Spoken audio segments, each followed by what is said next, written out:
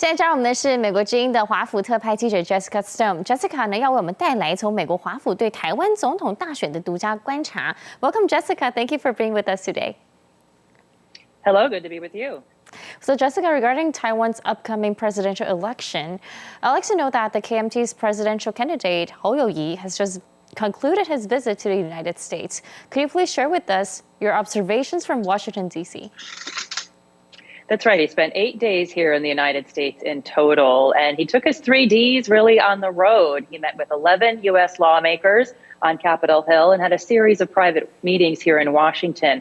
You know, U.S. politicians are very hesitant to take sides in the Taiwanese election or any other international election for that matter because they consider it a domestic matter, but they did very willingly meet with Mr. Ho, and there is bipartisan support for building additional Taiwanese defense. We had a hearing this week on that matter, and there continues to be a lot of activity on Capitol Hill and giving the Taiwanese more defense capabilities to counter Chinese aggression. Ho also spoke this week at a conservative think tank here in Washington called the Heritage Foundation, and a scholar there told us that his focus was that he got very tough questions, rather, from the audience there, and he did share his perspective also on U.S.-Taiwan relations, which, of course, is paramount to a U.S. audience. In an article in Foreign Affairs magazine, he said that building up Taiwan's defense is paramount and that dialogue with Beijing is crucial to de-escalate tensions across the strait. We also note that Mike Gallagher, chair of the U.S. House of Representatives Select Committee on the Strategic Competition between the U.S. and the CCP, he has suggested that under increasingly challenging circumstances, Xi Jinping might become more adventurous and unpredictable. He even pointed out that the period immediately after next year's January election could be the most dangerous time for cross-strait relations. Are there any new actions being considered in the U.S. Congress to support Taiwan given these assessments? Jessica.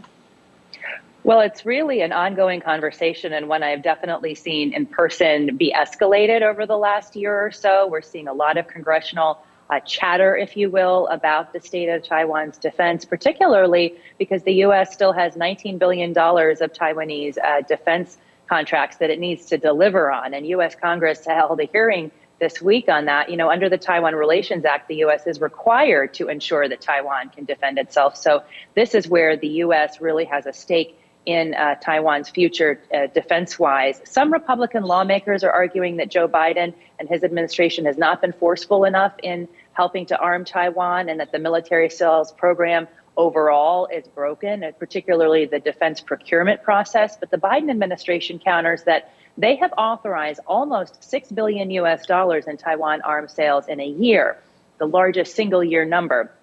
There is also broad agreement that defense contractors need to speed up production.